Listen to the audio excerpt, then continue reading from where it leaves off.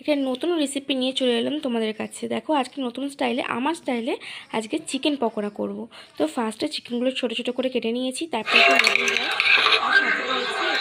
আদা রসুন পেঁয়াজ পেস্ট করা, তারপর একটু স্বাদ মতন নুন, স্বাদ মতন হলুদ গুঁড়ো, লঙ্কার গুঁড়ো, একটুখানি জিরের গুঁড়ো, পরিমাণ মতন সব কিছুই, আর সাথে ওই পেস্ট, সাথে সব কিছু একসাথে ভালো করে মেখে নিয়ে একটুখানি পরিমাণ মতন বেসন, সাথে একটুখানি কর্নফ্লাওয়ার, ঠিক আছে।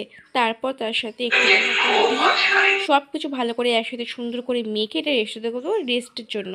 আধ ঘন্টা মতন আমি রেখেছিলাম। তারপরে এইরকমভাবে গোল গোল করে আমি পকোড়াগুলো একদম ছাঁকা তেলে ভেজে নেব। ছাঁকা তেল না, তবে আমি যেটুকু দরকার সেটুকু তেলই কিন্তু আমি ভেজে নিয়েছি। খেতে কিন্তু খুব সুন্দর হয়েছিল। তো এইভাবে সবগুলো আমি ভেজে নেব। তো একটু কিন্তু আস্তে আস্তে তোমরা ভাজবে, এক তাড়াহুড়ো করলে কিন্তু সব পুড়ে যাবে। তো আমার দেখো ফাইনাল লুক কেমন হয়েছে তোমরা কিন্তু অবশ্যই বলো। ভালো লাগে এটাকে লাইক করো।